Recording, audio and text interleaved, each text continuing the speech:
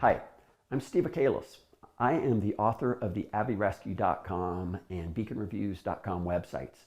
I'm also an avalanche educator, part-time ski patroller at Brighton Ski Resort in Utah, and the former commander of the Salt Lake County Search and Rescue Team. This video is part one of a two-part series. In this video, I cover the things you ought to know about avalanche rescue before you're in avalanche terrain. And then part two covers the actual avalanche rescue process. I really encourage you to watch both of these videos because the information presented in this video in part one is very relevant to executing a successful avalanche rescue. Although it's certainly reasonable to watch part one or part two first and then watch part one. You can access these videos at any time by visiting avirescue1.com and avirescue2.com. Look, I realize these videos are longer than your typical YouTube video, but it takes more than a 5-minute YouTube video to become proficient in avalanche rescue. Likewise, these videos cannot take the place of a hands-on avalanche course and frequent practice on your part. Both of those are important elements in your obtaining proficiency as a rescuer. I think before I want to talk about rescue, I think it's important to talk about avoidance, because the accident you avoid is much better than needing to demonstrate your rescue skills, right?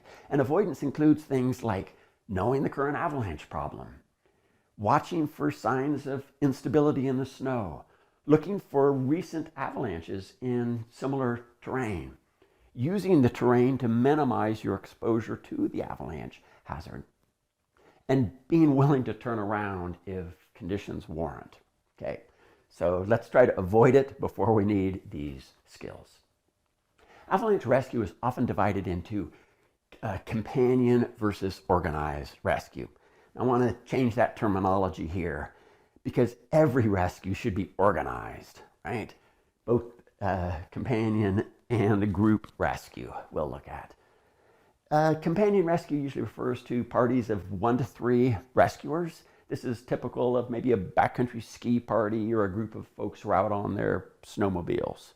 And group rescue refers to primarily to search and rescue teams, but also maybe a ski patrol that's going out en masse on a rescue adjacent to their terrain or in area. Companion rescue also applies to patrollers who are working in small teams, for example, doing avalanche mitigation. The skills that are used in companion group rescue are almost identical, right? The basic organizational structure and the flow of the rescue are the same. But there are a couple of notable differences. One is the time before the rescue takes place. In companion rescue, you're right there on scene when the accident takes place. The rescue begins within minutes of the actual accident. Versus sending in a group to perform a rescue, at a minimum it probably takes 30 minutes, and that's if it's adjacent to a ski area. But otherwise, to bring in a search and rescue team or a group of patrollers to a backcountry avalanche usually takes an hour or multiple hours to fly folks in or to have them ski or sled in, ride in on snowmobiles. So a big difference in how the response takes place. Another difference is the number of resources, the amount of resources that are available.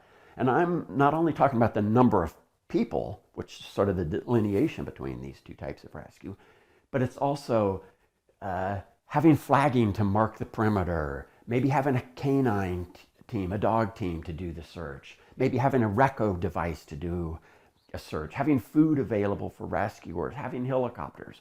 Just a lot more resources are available in these group rescues. And then finally, the amount of organizational structure that's required. Certainly, companion rescues should have organizational structure. But as you increase the number of people, you increase the amount of communication that needs to take place. And as you increase communication between people, you need more organizational structure, similar to the incident command system. Other than these three differences, the rescue is pretty much the same. I'll touch on both of them as I go through, but this presentation is primarily about companion rescue. So online videos can make taunting avalanches, sort of dancing with the dragon, look like it's fun. But dying in an avalanche, or having your friend die in an avalanche, is not fun. Avalanches can have real consequences, just as a well-executed rescue can have real consequences. But don't let yourself slip into the mindset that avalanches are fun.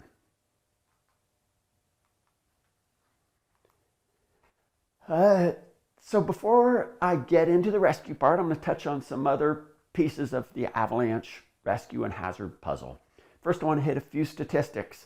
I think this is interesting. It shows that approximately 25% of people are killed by trauma during the avalanche rather than asphyxiation. So these folks you don't have the opportunity to rescue. That number varies based on if you're skiing above or below tree line. So in countries where most of the skiing is done in below tree line, in the trees, you see an increase in the amount of traumatic deaths. Areas where you ski above tree line, you tend to see a decrease in that number, but that's sort of the general number. There's also this statistic about what percentage of fully buried victims survive based on being rescued primarily. It's a difficult statistic to come up with, so I wouldn't put too much weight in this, but it's generally considered to be about a third or more, a little more, of fully buried folks survive. This shows the number of folks who, or what they were doing at the time they died, right? The fatalities. This is fairly recent data. It's about 15 years of data.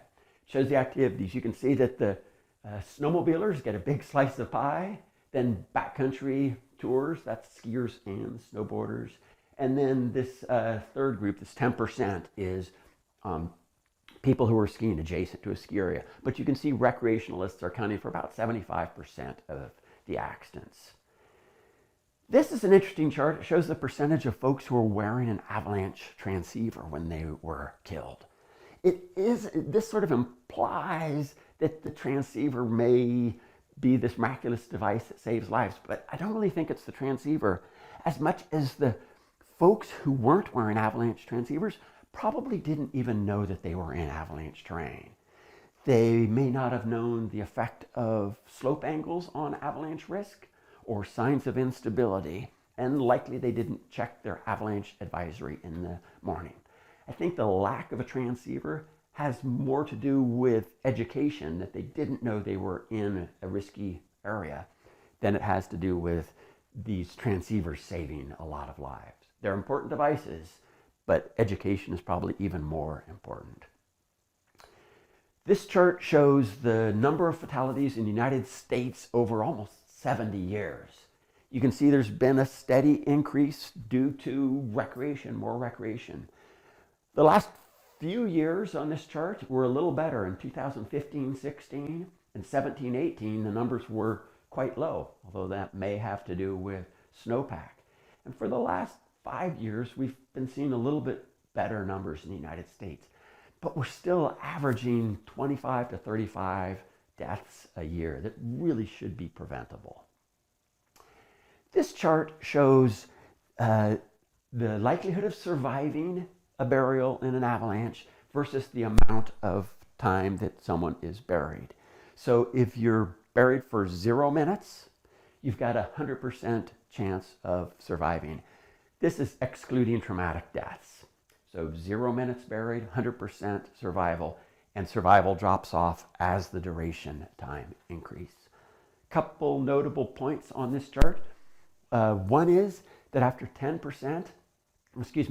minutes, 80% of the victims are still alive. 80% at 10 minutes. But we go out just a little further at 15 minutes, more than half the fully buried victims have died. Just the difference between that 10 minutes and 15 minutes. If we go out to 40 minutes, 90% of the people have died. It's interesting that some people live much longer, and that's probably the result of having some air exchange with the surface. But just sort of this chart, the rapid fall in survivability, is a reminder of the urgency. And when I think about the urgency, sometimes I think about it almost in terms of drowning. 50%, more than 50% of the people will have died after 15 minutes. Time is of the essence. So the expression, go slow to go fast, or slow is smooth and smooth is fast. This is a reminder to not rush. I think, what if you and I had a shoelace tying contest, and we just tried to tie our shoelaces as quickly as we can, as fast as we could? I actually think that we might hurry so much that we'd lose control of the laces, we might catch our finger in the knot. And the winner of this ridiculous contest may be the person who just ties the shoe the way they do every morning, but does so, sort of quickly, but at a steady, stable pace. We don't want to just charge in and hurry. Most of us, I think, would get more done in a short amount of time, at least as it relates to a rescue. We just slowed down just a little bit, calmed down, and focused on the task. So I think of these 5 rescue essentials, avalanche rescue essentials. You need an avalanche transceiver. It should be a 3-antenna digital transceiver. That's been the standard for at least 10 years. That's what you need. All transceivers within the last 30 years can talk to each other, but 3-antenna digital transceiver is the standard now. You need an avalanche probe. I'll talk more about these later in this presentation. It should be at least 240 centimeters long. That's slightly on the short end. Most folks probably go with a 280 centimeter up to 320. Longer if you're involved in group rescue, maybe a little shorter, 280 or 300 otherwise. You need a shovel. The shovel must be steel, sturdy, strong. It's helpful if it has an extending handle, and you definitely want a shovel that fits into your pack, into the area in your pack that's designed for shovel storage.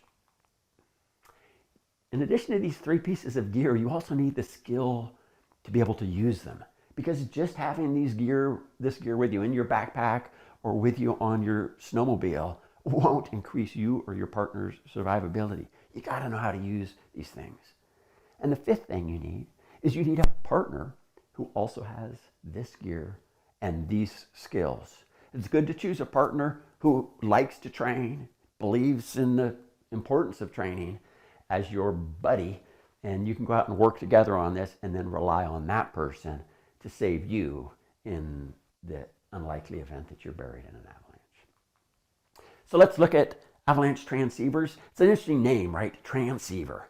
And they're called this because avalanche transceivers can both transmit a signal, send out this little beep, and they can receive a signal, listen for the beep from other devices, hence the name transceiver. So if 3 of us go out into the field, whether we're skiing or on our snowmobiles, we all turn our transceivers into send mode. Send means that they're transmitting the signal out.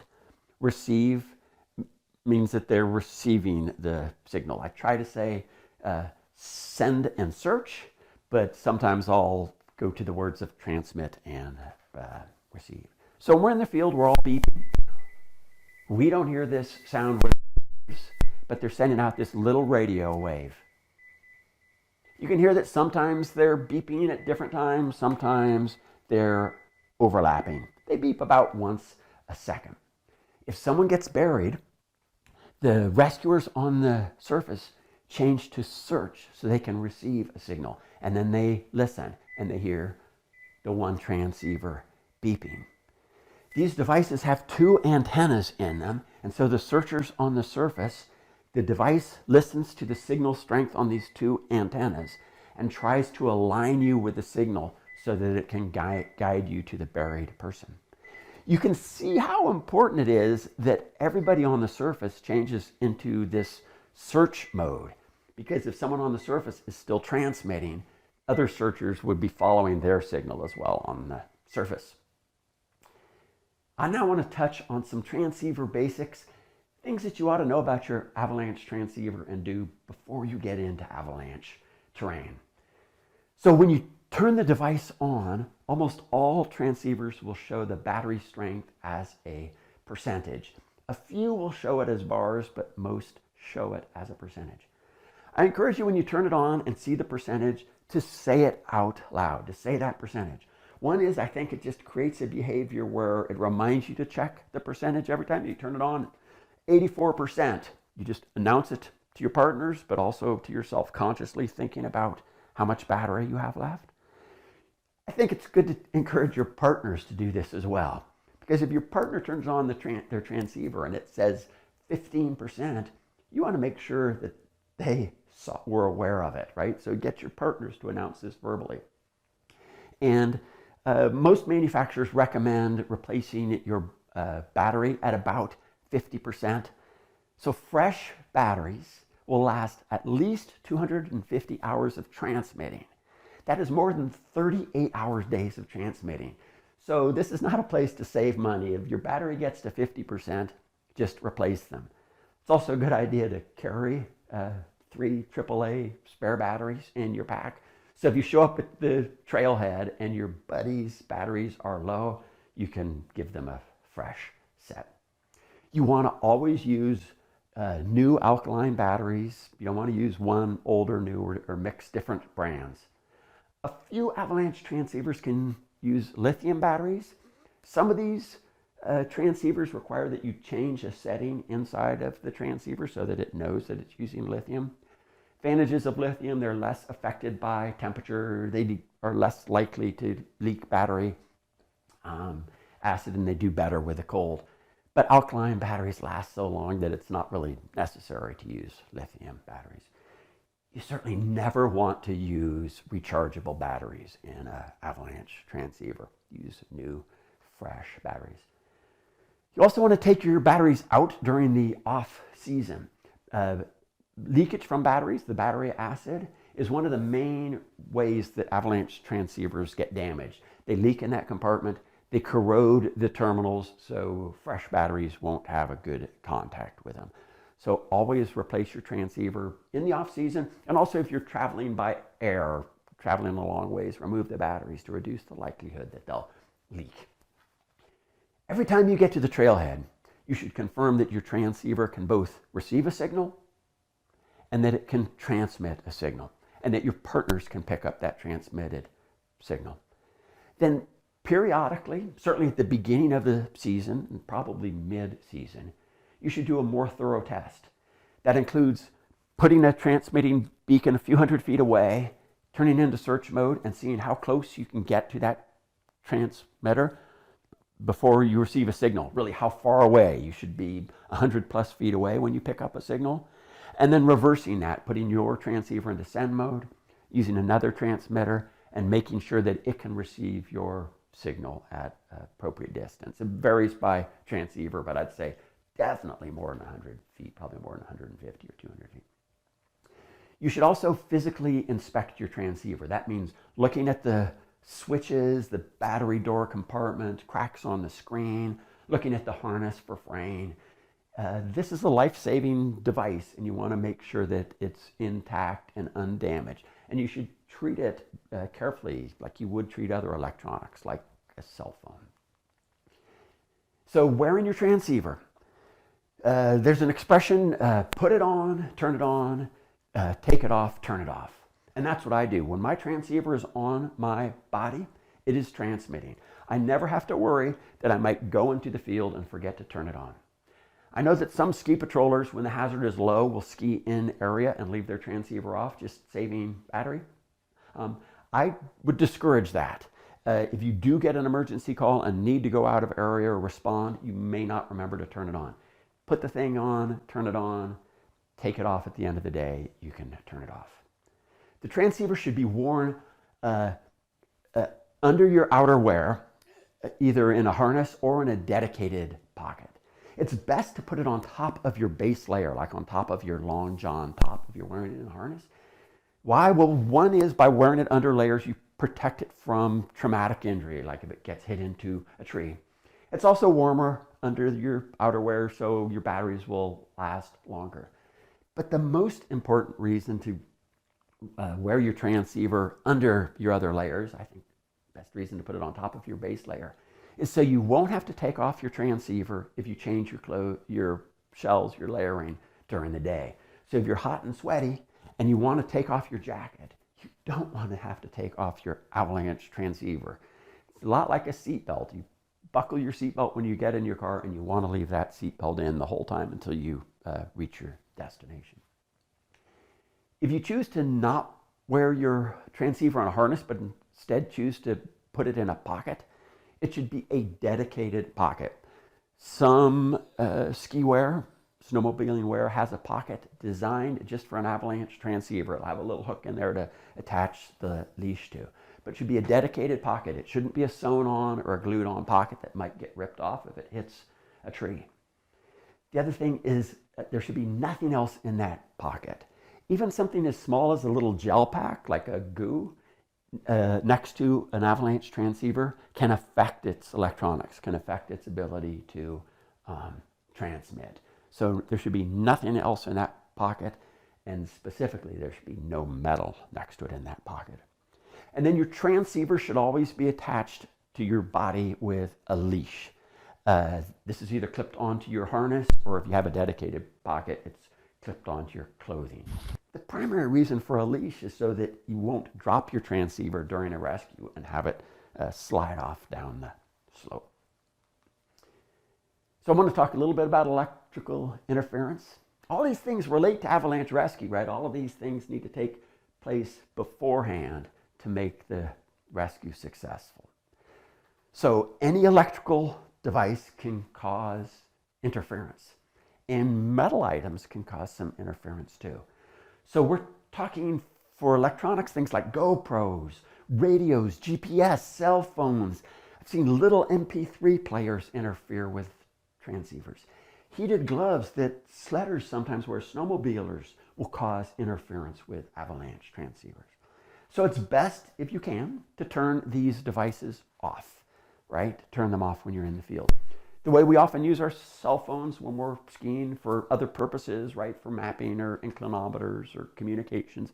Sometimes that's not an option. So then you should put it in airplane mode, because airplane mode is definitely better than transmitting, than full on mode. Electronic devices should be kept at least 20 inches away from other devices when you're searching, at least. So your backpack's a good location. Maybe low in a pocket if you're extending out when you're doing a search.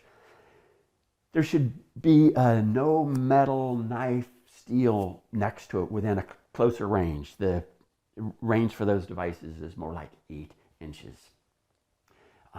Interference is the biggest concern when you're searching, because that transceiver is trying to pick up a signal. It's listening really intently for this weak beep beep. And if you have anything on your body that's emitting a signal, it will interfere with it. It'll make it for that device to have a harder time picking up a signal. So if you actually do begin a real search, it's definitely best to then turn off your electronics, certainly things like heated gloves. All right, let's move into some avalanche survival gear, things that may help you survive an avalanche. One is an avalanche airbag. Avalanche airbags make it more likely that you'll stay on the surface. They help you stay on the surface by making you larger, by making you bigger. If you had a can of nuts and shook it, the larger nuts come to the top and the smaller nuts sneak underneath.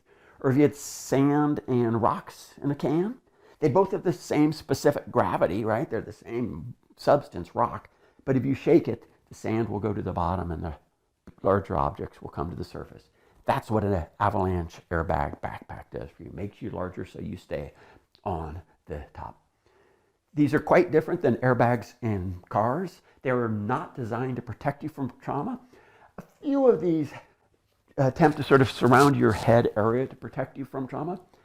That may interfere with your visibility, but it's definitely not the primary purpose of an avalanche airbag. It's to keep you on top by making you larger. What's also different about an avalanche airbag backpack is that you need to inflate them by grabbing a ripcord-like device, grabbing a handle and pulling it, unlike a car that inflates the airbags automatically. It's difficult to come up with an accurate number of how much airbags increase survivability because airbags are frequently deployed in avalanches. The person is not killed, and we really don't know if they would have died had they not had an airbag. But the general consensus from studying the data seems to be that it increases survivability somewhere between 25 and 35%. They definitely improve survivability. The trade-off is they add a little bit of weight. There's also a device called an Avalanche. It is a snorkel-like device that you put in your mouth. No electronics are involved. There's no canister of air stored in these. Basically what they do, sort of as shown in this diagram, is when you inhale, a little valve opens and it brings in the oxygen-rich air from one part of the backpack. And then when you exhale, the exhausted air comes out in a different location. And it's because in the snowpack, there's actually adequate oxygen to keep you alive. What kills people is rebreathing that carbon dioxide. So what these devices do is bring in fresh air from one location and exhale the carbon dioxide at another area.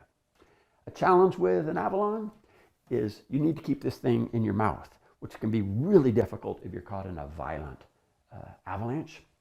Another thing is if you're unresponsive or responsive, but you need to breathe through your mouth for this to work. It doesn't do anything, obviously, if you breathe through your nose. Another device I want to mention is Reco. You may have heard of it. These are these little Band-Aid size reflectors. They're integrated into backcountry clothing and ski boots. So you may have clothing that has this little Reco logo on it, and somewhere in that fabric is one of these little reflectors. It requires a special device. It's called a detector. It sends out a signal that bounces off of this little reflector, and the detector receives that bounced signal. The Reco device itself, the reflector, sometimes called a chip, doesn't have any batteries. It doesn't need to be turned on and off. It just reflects the signal back. This is kind of like sonar in a submarine where it sends a tone out and it bounces back. These things are not used for companion rescue. Folks aren't skiing with a detector in their backpack. They're used by ski areas and by rescue teams. There are more than 900 of these units around the world with organized rescue teams. And then it's for folks who just wanted that little bit of extra protection by having a Reco reflector in their clothing. If you're a rescuer, especially if you're involved in group rescue, you've got to know if you've got a Reco reflector in your clothing. Because if you're involved in the search while someone's using a detector looking for the signal, your chip could interfere with that search. So you need to be aware if you have that chip.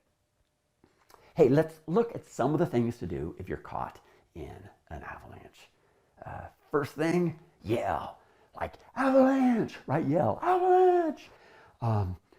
If you hear someone scream avalanche, you yell it too, avalanche, so that we sort of increase the volume of this announcement. There may be nearby parties who hear and will be able to help, and it also makes sure that other people in your group are aware that there's an avalanche. There's a couple of reasons to yell avalanche. One is you want your partners to get eyes on and be watching you. See if you escape it, and if not, to see the last area, the last location you were. A big reason to yell avalanche is to protect your partners. Yeah, that sounds generous to protect your partners, but it's also a little selfish in a good way. You want to protect your partners because they're going to become your rescuers, right? So by yelling avalanche and having your partners have a chance to get out of harm's way may actually end up saving your life. So everyone yells, and if you hear the yell, yell it, protect yourself, and try to have eyes on the person involved in the avalanche. The next thing you want to do as the snow begins to move, this slab of snow, is you want to try to get off the slab, get off that moving snow. Many times that involves skiing off, many, many times. the snow will begin moving and people can just ski right off the edge of it and get on to stable snow. Otherwise, you want to grab things, claw, roll, anything you can do to get off of that moving snow and dig into that bed surface underneath the moving snow. If you do get caught in that moving snow, you want to fight to stay on top. People often say swim. We're not talking like whatever freestyle swimming. It's more like paddling and scrambling and anything you can do to get on top. Don't be passive during these few moments after the slide. Fight like hell. A lot of folks survive because they get off of the snow or they're able to scramble on top and let more of the snow move off below them. You want to activate your Avi gear. That includes your airbag or your Avalanche, getting it into your mouth if it wasn't already. You should activate your airbag as soon as you realize you're involved in an avalanche. Don't wait to see if you can ski off of it first before you pull it. There are numerous cases of people being unable to deploy their airbag. They're going along, they think they're going to be able to ski out of it, and then bam, their feet are pulled out from underneath them and they're tumbling and unable to grab the handle. So deploy that airbag as soon as you know you're involved in an avalanche. You also want to create an airway if possible. That might be just getting your arms in front of your face. It might be as the snow begins to slow down during this tumble, kind of pushing snow away from your face. But if you can create an airway, obviously beneficial. This last item may be easier said than done, but trying to relax and trust that your partners are going to get you out of this. Certainly relaxing, calming down will decrease your oxygen consumption and, more importantly, decrease your production of carbon dioxide. That concludes part one of this two-part series on avalanche rescue. Part two covers the things you need to do in the field while you're performing an actual rescue. You can get to either of these videos by visiting AviRescue1 or AviRescue2.com.